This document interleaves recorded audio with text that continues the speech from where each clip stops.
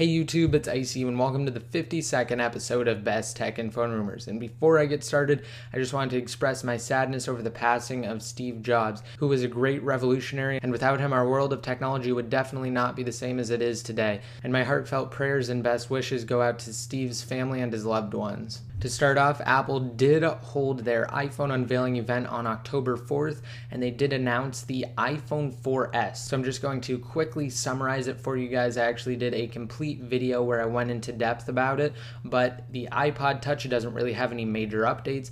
There isn't an iPhone 5. They did announce an iPhone 4S. It will be faster than its predecessor on multiple levels. It will have an upgraded camera, and it will come with Siri, which is a personal assistant that can accomplish tasks for you. And after the event, Apple released iOS 5 GM or Goldmaster Edition, and that is the release right before the official version of iOS 5, and I showed you guys how to jailbreak it. So if you guys want to see that, I'll have a link to instructions down below in the more info. Also, the camera on the iPhone 4S is significantly better than any camera on any iPhone we've seen in the past, and this isn't just because it's 8 megapixels, because I know there are a lot of phones out there with 8 megapixel cameras or greater. It's because of the actual lenses that Apple uses and because of the aperture. So they actually increased the size of the aperture to let more light in, and they also added a fifth lens. So those two combinations create a better overall camera that allows for crisper images. And they can even be rendered pixel for pixel in prints as large as 8 inches by 10 inches. So that's pretty amazing, and the quality is absolutely outstanding, as you can see from the picture to the left. And also it's been confirmed that Siri will only work with the iPhone 4S, and that's because of hardware. So it's not just a simple software plist modification like iHatesNow had originally thought.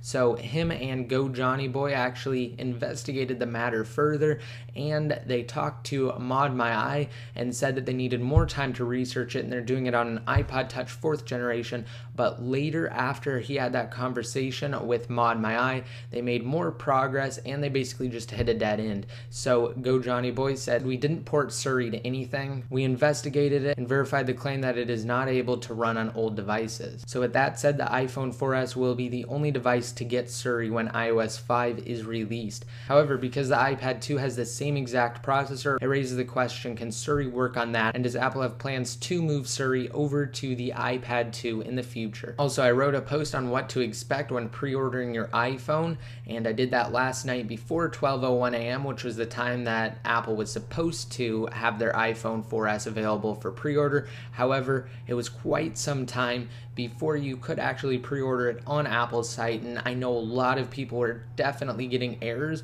when trying to continue with the pre-order process. So it looks like what Apple ended up doing was basically just reserving iPhones for people once they figured out that they couldn't process the orders correctly. So they would basically say, "We're sending you an email to confirm your reservation," and then they would send another email saying it's time to continue with your reservation and continue with the iPhone 4S pre-order process. So you do not lose your position if you do that. Like for instance, if you ordered it then and you confirmed it like 1 or 2 days later, you wouldn't be in like the 4th or 5th batch of people to actually go in and pre-order your iPhone 4S. You'd actually be in whatever batch you were when you reserved your iPhone. So it's a smart way to do things if they were having issues with their server, issues with their system trying to process all of those pre-orders. However, the interesting thing is that 2 of the carriers were actually up closer to 12:01 a.m.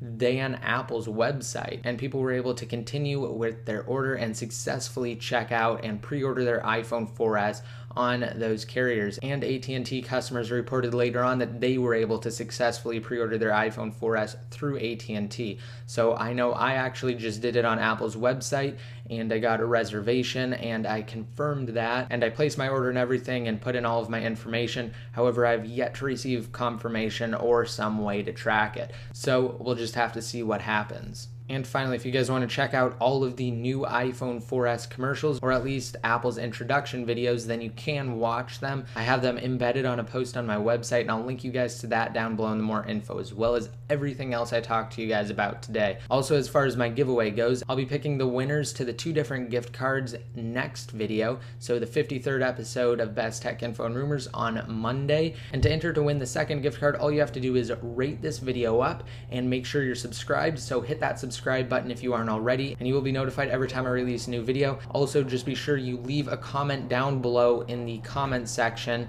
to enter this giveaway.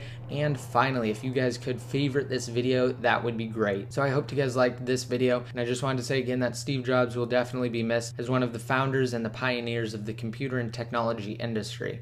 And until next time, this is ICU signing out.